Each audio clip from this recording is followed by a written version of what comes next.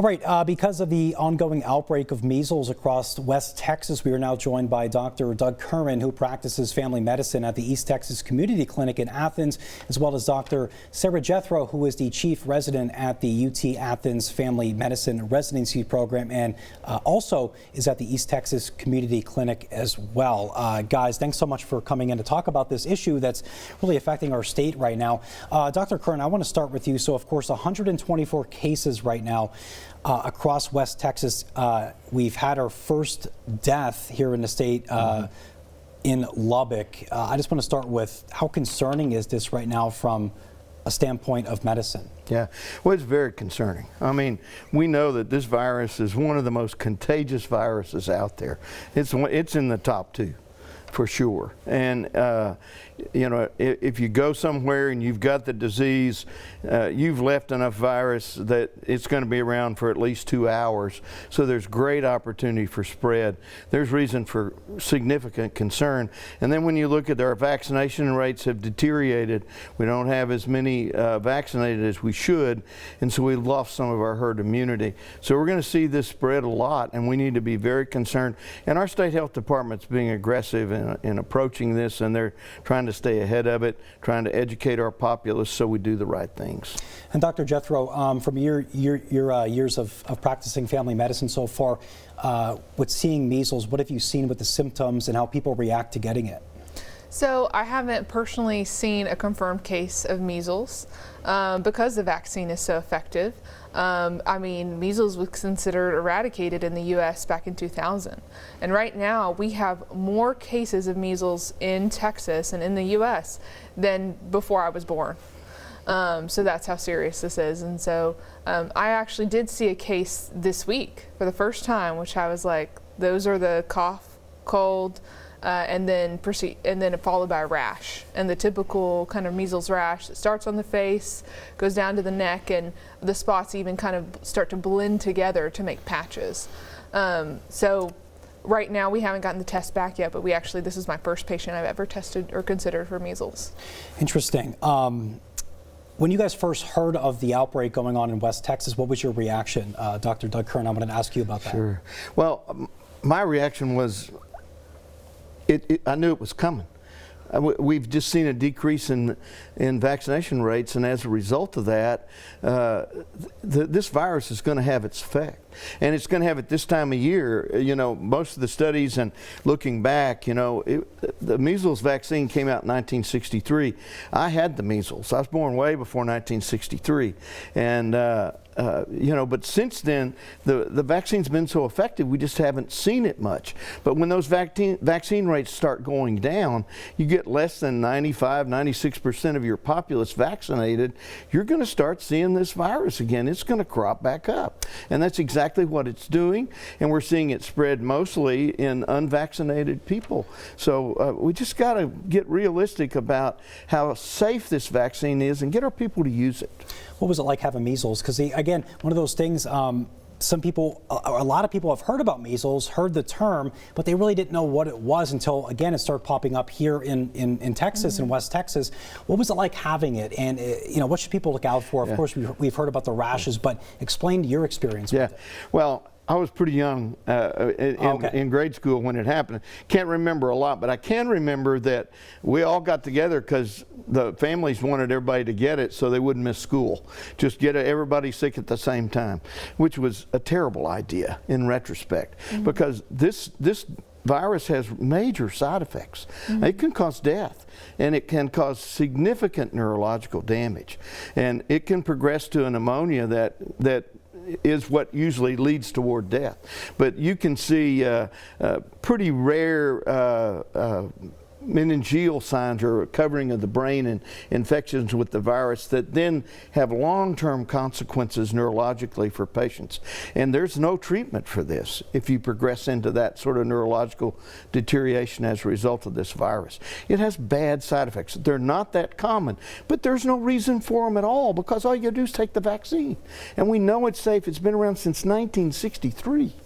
and there's no major consequences from this. So you knew it was coming because we've decreased our vaccine rates, and it's going to make, you're going to have the rash, you're going to have the fever, you're going to have the congestion, and we're going to see a lot of that. And it's hard to sort it out, whether it's just another virus or is it measles. And that's our job, and we'll help you do that. Dr. Jethro, I wanted to ask you about if this occurred in the summer months, would we be seeing something a little bit different? Because of course in the winter months, everybody's close knit, everybody's close together. That's where viruses spread, bacteria, of course flu season, we're still in flu season. If this occurred in the summer months, would it be a little bit different right now, or we would still see it happening like it is right now? So right now is actually the peak time when measles, back before there was a vaccination, this is the time when we would see measles cases come up. So measles typically between the late winter to spring time is when those outbreaks would happen before there was a vaccine. So this is the prime time for that. So in the summer it might be less, but it's still very contagious. And even though school's out and all that, people are still at work, people are still going to the doctor, people are still going to the grocery store, and even in a small, and especially in a small town like Athens, but even, in the U.S., our population is so mobile. We go so many places, and even in the summer, we're traveling all over. There's more travel.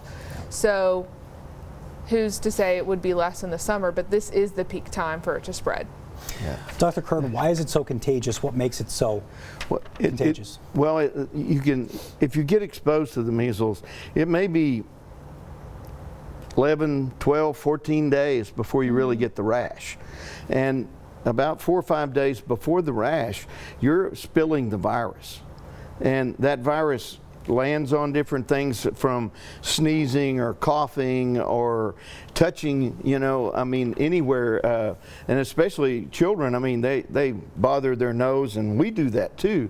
We touch our face all the time.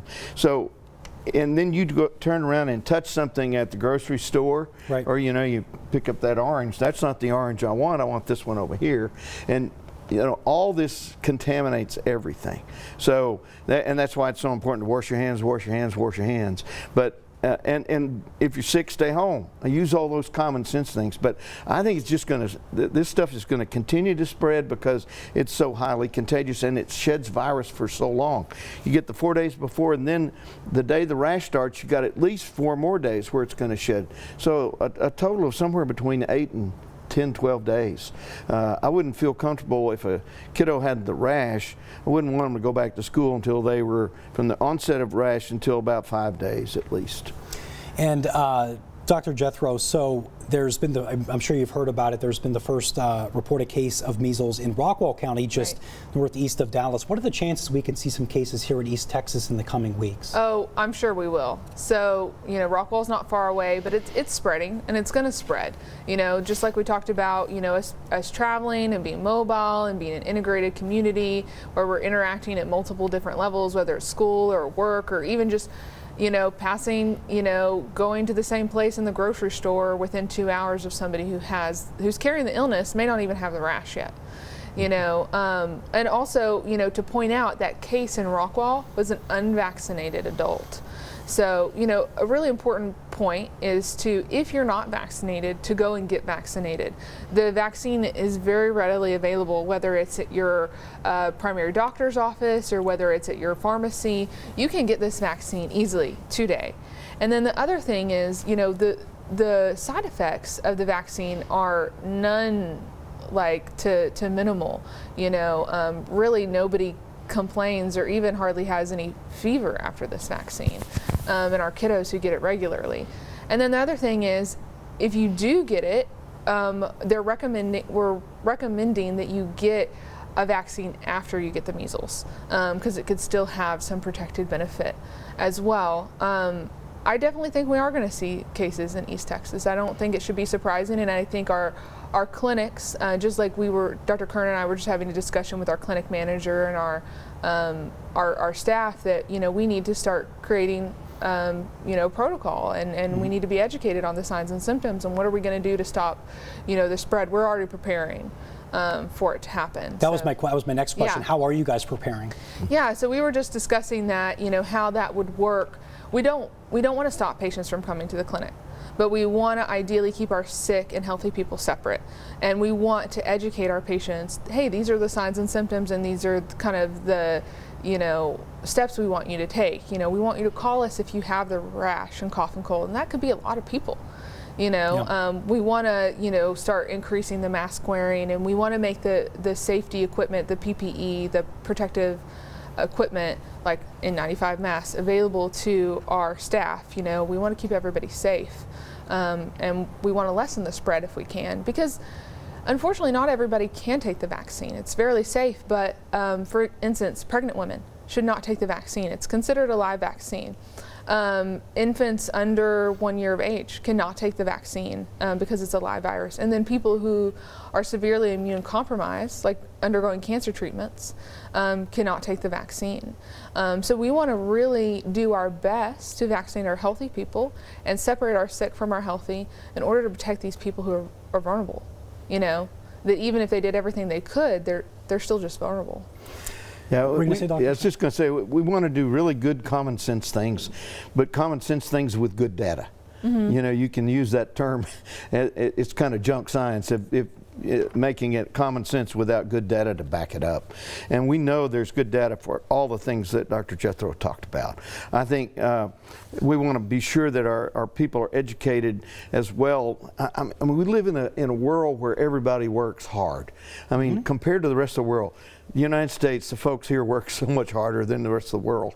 And as a result of that, we go to work sick. And that's not a good idea. And sometimes employers are not real gracious about that. They want a doctor's note and 10 other things. Don't stay home. Well, let me tell you, this is the time where you should stay home if you've got a cold and a rash. And it's one of those things you be aware if you are working with people who aren't vaccinated, that they are at significant risk and risk for those bad consequences that we talked about earlier. So I think that we want to use good common sense behaviors, isolation, washing your hands, covering your mouth, using a mask when you need to. Don't travel if you're sick. And, have somebody else get your groceries. You can call and have them delivered. It's pretty easy in today's world. Yeah. So do all those things. Contrary to popular opinion, we are our brother's keeper. We ought to be taking care of each other, compassionate about other circumstances, and being willing to help them so that they're protected from something like this. Finally, for whoever wants to answer this, what's your guys' message right now to East Texans who might be watching this or might be watching the situation with this outbreak, and if they might have, a newborn who might be immunocompromised or vulnerable, or just somebody who just doesn't want to get the measles and they might be just watching closely with all this happening? What's your message to them right now? Yeah, so I imagine myself if I had a patient in my clinic, say a mom who just delivered, she's got a baby maybe 3 to 11 months old, and she says, I'm really concerned. Well, first of all, Mom, you can be vaccinated. Even if you're breastfeeding, it's safe. For your little one, stay at home as much as possible. And I know that's easy for us to say as, healthcare providers, and I know that may spark some concern in the public, and they may say, well, is this going to be just like COVID? And I want to say, this is not going to be just like COVID, because we have an effective, trusted vaccine that's been around since 1963. And we've been using the same vaccine. It's safe and it's effective, and it's readily available. So, we know what we're dealing with. We've seen it before. We know the outcomes. This isn't a mysterious illness that we're dealing with. And you're going to do the things that Dr. Kern and I have said. You're going to wash your hands. If people are sick, ask them to stay away, and get your groceries delivered. And then another really important thing is to ask your school and ask your daycares, hey, what are your vaccination policies? Are there other kids that go to daycare with my unvaccinated, infant who aren't vaccinated? Because that's going to increase their risk of getting it. So it's good to know those policies and know what kind of exposure risks you have. And I think another important, to Dr. Curran's point about being our brother's keeper, I think it's important to realize that vaccination doesn't just affect, yourself and your family, but it affects your community, you know, because when our rates of vaccination start to drop below, you know, 98, 97%, we start to lose what's called herd immunity, where when majority of people are vaccinated, it protects the unvaccinated as well. And there's real legitimate reasons some people cannot be vaccinated, as we've discussed. And so I think it's important to realize that, especially in times like this, that your choices and your actions are going to affect, you know, the people you go to church with, the people your kids go to school with, the people you're in the grocery store with. So, you know, bring those people to mind and think, how would I feel if, you know, I had the ability to be vaccinated and I chose not to, and I carried the sickness to, you know, my children, who then passed it to a kid, you know, in their class who then died of pneumonia or meningitis. Or even, I think it's important to know, you may have a cough and cold and rash now, but later, even up to many years later, there's a side effect of having measles that could be neurologically devastating and life-threatening. It's a condition that comes on many years after having measles, and so it's not just a now thing, but it's a later thing too. And I, as a physician, as somebody who's practiced medicine a long time, I want to thank you all for pushing the information out, because it makes a difference whenever the patients can see it everywhere, that it's a concern. We need to be aware that there is danger. And the fact that you're providing good, accurate information is so valuable to our patients. I think it's really good, responsible journalism, and I'm grateful for what you do. Thank you. All right, well, guys, thank you so much. I appreciate the compliment, and I appreciate you guys talking to me this morning. I want to thank you for both coming on.